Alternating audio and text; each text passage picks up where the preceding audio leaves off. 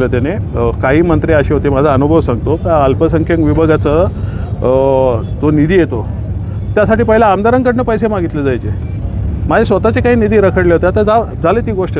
परंतु जो भ्रष्टाचार ज्या प्रमाणात या लोकांमध्ये फोपावला होता, कुठेतरी फडणवीस साहेब त्याला आळा घालत आहेत आणि खरंच चांगलं काम करतात आणि असंच असायला पाहिजे.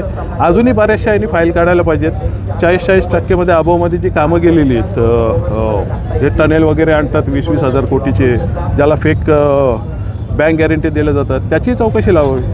बरंच काही निघेल. दुसरी गोष्ट निश्चितच चांगल्या कामाचं स्वागत व्हायलाच पाहिजे. पैसा जनतेचा आहे. आज तुम्ही बघितले की लाडक्या बहिणीला होळीला काहीतरी साडी पण देणार आहेत. मग इलेक्शन आता येणार आहेत का? येऊ पण शकतात.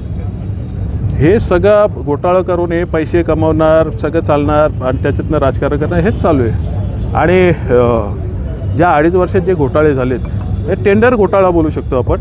कामं देऊन हे करायचं, त्याची चौकशी करायला यांना 5 वर्षही कमी पडतील.